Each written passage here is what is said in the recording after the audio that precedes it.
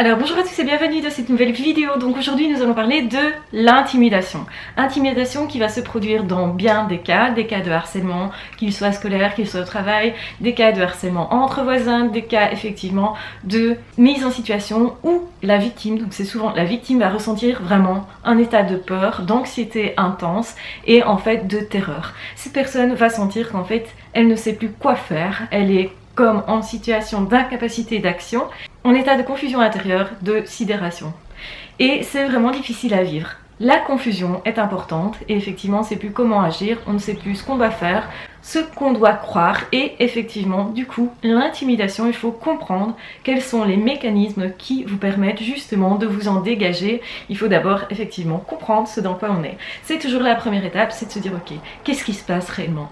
Donc si je me sens apeurée, si j'ai peur de sortir de chez moi, j'ai peur de croiser une personne, que j'ai peur d'aller dans un endroit particulier, de recevoir des insultes, des critiques, des moqueries, etc. Enfin bref, si vous avez peur de quelque chose et que ça devient vraiment une terreur, que ça devient quelque chose qui vous empêche d'agir, vraiment, qui vous empêche aussi éventuellement de dormir, vous allez anticiper tout ce qui pourrait se produire et justement c'est comme ça que le harcèlement se met en place, c'est parce qu'il y a intimidation, c'est parce qu'il y a peur de votre part. Donc effectivement, ce qu'il faut bien comprendre, c'est qu'il faut travailler sur vos peurs. C'est que pour vous dégager, ça ne va pas rester nécessairement comme ça, en situation, dans cette situation-là. Vous avez peut-être l'impression que cette situation, elle est cristallisée, qu'en fait, vous n'arriverez pas à bouger cette situation-là. Vous avez certes déjà essayé, mais essayé de mauvaise façon, souvent en essayant de négocier. Il faut savoir qu'il y a des personnes avec qui c'est pas facile de négocier, voire pas possible. Ils n'ont pas envie de changer la situation, ils n'ont pas envie justement d'inverser les rôles. Ils ont certainement peur aussi et ils ont peut-être besoin de vous maîtriser parce que justement vous les renvoyez à une peur. Ce qu'il faut bien comprendre, c'est que vous n'êtes pas obligé d'avoir peur, que vous pouvez travailler sur vos émotions et c'est certes pas facile parce que quand on ressent de la terreur, la seule chose qu'on a envie de faire, c'est s'en aller, c'est fuir et c'est assez instinctif.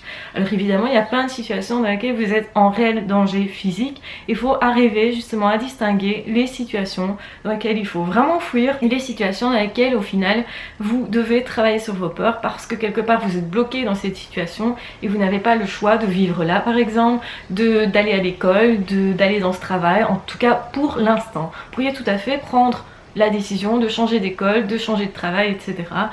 Il y a cette possibilité. Là encore, faut-il avoir la force psychologique parce qu'il faut quand même avoir une force de se dire ok, c'est possible de retrouver ailleurs un chemin beaucoup plus paisible. En tout cas, je vais essayer. Et parfois, on le fait en espérant pas grand chose, en espérant juste de survivre, de s'échapper, de changer les choses. Le truc c'est que quand on fuit une situation, généralement ça a tendance à se reproduire et il vaut mieux se poser la question qu'est-ce que j'ai fait, non pas que je suis responsable, hein, mais qu'est-ce que j'ai fait pour en tout cas maintenir cette situation là, pour faire en sorte de pouvoir me laisser apeurer, de pouvoir me laisser contrôler comme ça par l'autre. Quelle est l'attitude qui fait que je suis prise pour cible? Et effectivement quand vous faites ça, vous comprendrez beaucoup mieux les mécanismes du harcèlement, les mécanismes de la perversion narcissique et le but c'est d'abord de comprendre, c'est la première étape, prendre conscience de ce dans quoi je suis pour commencer à pouvoir agir dessus. Je vais d'abord commencer par agir sur moi, agir sur mon comportement. Est-ce que je montre cette peur? Est-ce que effectivement je peux me comporter différemment? Est-ce qu'il y a des choses que je n'ai pas essayé parce que effectivement tout ce que j'ai essayé ce n'est plus à refaire puisque ça n'a pas fonctionné. Donc cessez de faire toujours la même chose, vous n'aurez pas d'autres résultats que ce que vous avez déjà obtenu. Mais par contre, si vous faites des choses différentes, auxquelles l'autre ne s'attend pas, vous aurez des résultats différents. Dans n'importe quelle situation relationnelle humaine, problématique ou non, si vous changez votre comportement, l'autre est obligé de changer aussi le sien. Et c'est à ce moment-là que vous allez voir vraiment en quoi vous êtes responsable de quelque chose, quel moyen d'action vous avez véritablement. On a tendance à penser justement quand on a peur et qu'on est intimidé qu'on n'a pas de possibilité d'action. Il y a toujours des possibilités, notamment d'aller chercher de l'aide à l'extérieur, ça c'est toujours une bonne façon de faire, mais aussi travailler sur soi et se dire ok, est-ce qu'il y a une attitude que je ne m'autorise pas à avoir, qui pourrait faire reculer l'autre et qui justement fait que j'ai du mal à l'adopter parce que j'ai pas été élevée comme ça, j'ai pas été éduquée comme ça, j'ai pas cette habitude-là. Peut-être que vous avez l'habitude, parce que vous avez eu des personnes très autoritaires autour de vous, de vous écraser directement. Dans ce cas-là, vous avez une attitude qui fait que les personnes qui souhaitent profiter de vous vont avoir des facilités pour profiter de vous. Vous n'êtes pas responsable de la méchanceté des autres, de la manière dont ils se comportent avec vous nécessairement, mais en comprenant qu'effectivement, si vous avez tendance à vous soumettre, à vous écraser, ben forcément, vous aurez aussi en face de vous plus facilement des personnes qui vont en profiter. Parce qu'ils vont détecter chez vous la peur, l'anxiété et justement vont peut-être se moquer de ça sans prendre nécessairement conscience d'ailleurs du mal qu'ils vous font. Il y a toute une série de personnes qui peuvent vous harceler, vous intimider sans prendre vraiment la mesure des choses. Donc est-ce que aussi vous avez pris la peine de dire vos besoins? Peut-être que la situation comme ça est arrivée parce que vous n'avez pas osé dire que c'était pas ce que vous vouliez, parce que vous n'aviez pas osé vous exprimer. Alors évidemment, parler avec certaines personnes, comme je l'ai dit précédemment, peut ne servir à rien parce qu'il y a des personnes qui vont en profiter. Donc si vous avez déjà essayé, n'essayez plus. Si vous avez essayé de négocier, n'essayez plus cette solution-là. Mais si par contre vous n'avez pas essayé de négocier, si par contre vous n'avez pas essayé de parler de vos besoins, en parlant de soi, en parlant de je me sens comme ça, quand tu fais ça, etc.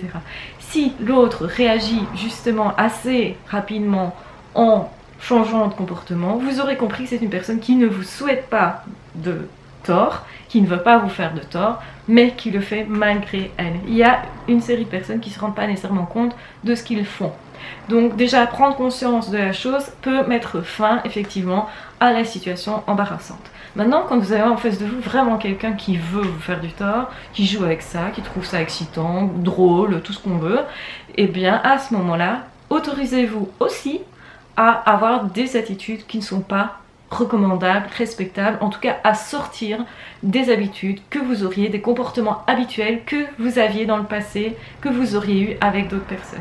Pourquoi? Parce que effectivement, si on vous terrorise, vous avez aussi le droit d'essayer de faire peur à l'autre, d'essayer de faire reculer justement l'emprise de l'autre, de lui montrer qu'au final, vous n'êtes pas ok avec son attitude, donc vous avez le droit de vous rebeller, vous avez le droit d'être justement en demande par rapport à d'autres personnes, donc de demander de l'aide à d'autres personnes. Vous avez aussi le droit de changer d'endroit, tout simplement, si c'est pour vous une solution. Et ça peut l'être, hein. Si vraiment vous savez que dans telle situation, vous avez tout essayé et que vous n'avez pas envie de perdre votre énergie, par exemple dans tel travail, parce qu'au final, vous pouvez être engagé là, ailleurs, et qu'au final, le travail vous intéresserait tout autant, ne cherchez pas midi à 14h, ne vous compliquez pas nécessairement la tâche. S'il y a moyen de switcher, et ben switchez. N'ayez pas comme idée que c'est fuir nécessairement, que le fait de changer, de switcher n'est pas courageux. Bien au contraire, il faut du courage pour faire ça, même si ces personnes-là peut-être vont essayer de vous faire croire que c'est une mauvaise idée parce qu'en fait, ces personnes-là souhaitent certainement continuer de jouer avec vous. Donc ça aussi, c'est à prendre en compte. Donc l'intimidation, c'est quelque chose qui est très courant dans situation de harcèlement, dans tout ce qui est rapport de force. Et effectivement, quand vous êtes dans un rapport de force, il faut bien comprendre que vous devez faire tomber l'autre de son piédestal quand cette personne souhaite en tout cas continuer ce rapport de force-là. Donc si vous avez essayé de négocier, d'aller chercher quelqu'un, etc. et qu'il n'y a rien comme résultat, eh bien, adoptez des comportements que vous n'aviez encore jamais adoptés, allez chercher des personnes que vous n'aviez encore jamais sollicitées, essayez des choses nouvelles, n'hésitez pas aussi à switcher d'endroit, etc. si c'est possible, n'hésitez pas aussi à vous montrer différemment face à la personne. C'est-à-dire que votre attitude va impacter l'autre. Donc pensez-y, si vous baissez les yeux, vous soumettez très vite, etc., l'autre sait que il a le dessus. Si au contraire vous cessez de faire ça, vous commencez à toiser la personne, que vous commencez à vous ennuyer l'autre exprès, alors que c'est pas du tout votre attitude comme ça, l'autre va commencer à se dire mais moi j'ai pas envie d'avoir des conséquences pareilles, j'ai pas envie en fait d'être la personne que l'on va attaquer, que l'on va manipuler peut-être, ou qu'on va justement essayer de blesser, ennuyer, etc. Donc en fait la plupart des gens, quand ils s'amusent de soumettre quelqu'un d'autre, ne veulent pas en fait qu'on fasse ça sur eux. Et donc si vous commencez à avoir cette attitude-là, à tester en tout cas cette attitude-là, eh bien vous pourriez tout à fait avoir des résultats beaucoup plus escomptés que ce que vous pensiez. Mais effectivement, il va falloir être fort parce que l'autre va voir si ça tient le coup et va de toute façon essayer de faire en sorte de vous ridiculiser à nouveau, etc. Donc intimidation, c'est vraiment quelque chose de problématique parce que l'ambiance de terreur que font régner souvent les personnes qui vont manipuler, etc.